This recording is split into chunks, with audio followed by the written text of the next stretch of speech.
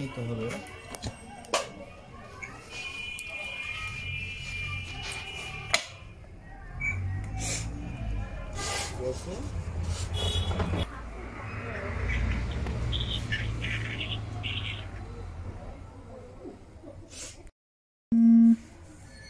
তো আমরা main part setting করেছি, এখন আমরা ইজি আছে কিনা ক্যানশেপ সেটা দেখে দিচ্ছি।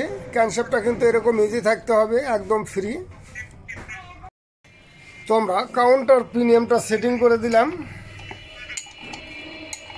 তো আমরা সমস্ত নাট বোল্ট টাইট দিয়ে দেখব ইঞ্জিনের প্রত্যেকটা অংশ যেন ক্লিয়ার ঘুরে, অর্থাৎ টোকা দিলেই ঘুরতে হবে। তো আমরা ওয়েটটিকে একদম ক্লিয়ার রাখবো, দুই পাশে যেন ক্লিয়ার থাকে। এছাড়া ইঞ্জিন অয়েল দিয়ে দেবো যাতে ক্যানশেপটা ইজি চলতে পারে বা ঘুরতে পারে। এটা কিন্তু জাম থাকা যাবে না।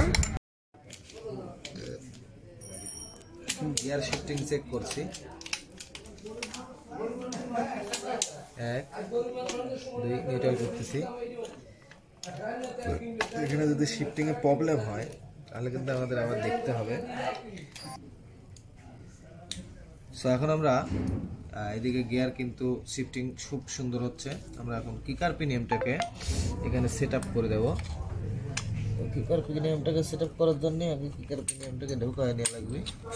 সো আমরা কিকার পিনিয়ামটাকে বসিয়ে দিচ্ছি। কিকার পিনিয়ামটা কিন্তু বসে নাই ঠিক মতো, তো আমরা উঁচু করবো করে ঘুরিয়ে দেবো। আচ্ছা যাই হোক, আমরা স্প্রিংটাকে এখন ঢোকায় দেবো। হাত দিয়ে ঢোকানো যায়, এটা এত নরম হাত দিয়েই ঢোকানো যায় কিন্তু এই কিকার স্প্রিং।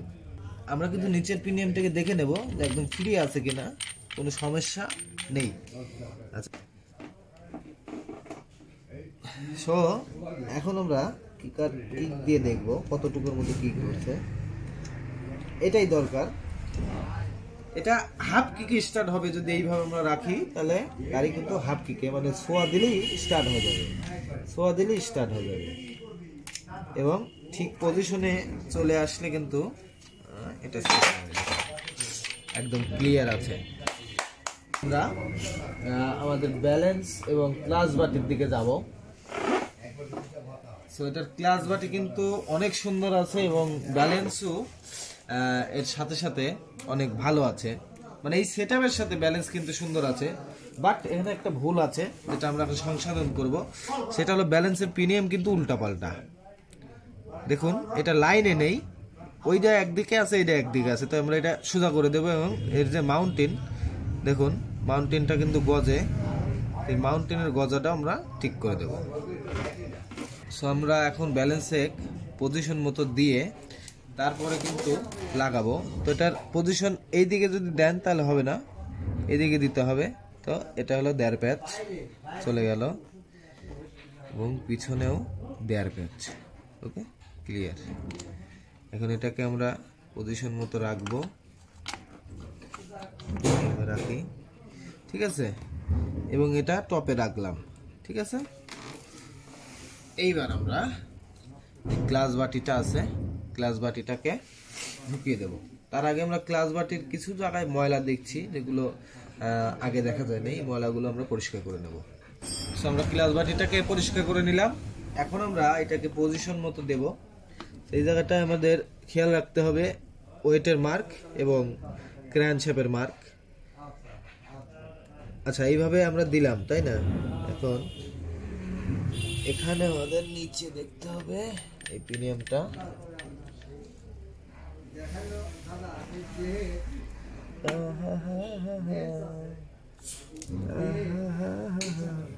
এখানে এক ঘাট প্রবলেম আছে, তুলে নেই। এক ঘাট আমরা এইভাবে দেব, তাহলে কিন্তু এক ঘাট মিলে যাবে, ঠিক আছে। এই যে এখন মিল আছে না? না না, মিল নেই, দাঁড়াও। সেইভাবে আমরা বসিয়ে দেখছি, দেখুন একটু প্রবলেম আছে এই জায়গাটায়। এখন ধরলাম, ধরে নিচে পিনিয়ামটা আছে দেখাচ্ছি।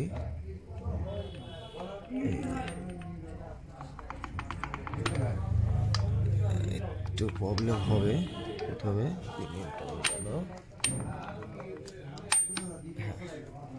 মিলছে। আচ্ছা, এখন আমরা টপটা দেখি আগে, তারপরে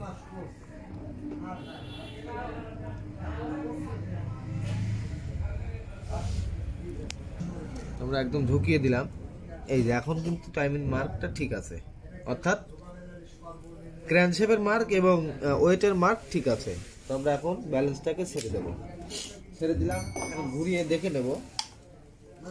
ওকে, এখানে লোড পাওয়া লাগবে। হ্যাঁ, পাচ্ছে লোড, পাচ্ছে, ঠিক আছে। ওকে ওকে, এদিকে কমপ্লিট। সো এটার ক্লাস অ্যাসেম্বলির অবস্থাটা ভালো নেই। সো আমরা ক্লাস অ্যাসেম্বলি এটা বাদ দিয়ে আমরা নতুন ক্লাস অ্যাসেম্বলি লাগাবো। সো আমরা ওই অ্যাসেম্বলি বাদ দিয়ে আমরা এই অ্যাসেম্বলিটা লাগাবো। পুরো অ্যাসেম্বলি সেটটা আমরা লাগিয়ে দেবো এখানে। যাই হোক, আমরা ওইটা থেকে এর যে হলো ইয়েটা ক্লাস শিফটারের, তো ক্লাস শিফটারের পয়েন্টটা আমরা কিন্তু নিয়ে নেব, কেননা ওইগুলা মেলে না, ওগুলো অ্যালুমিনিয়ামের।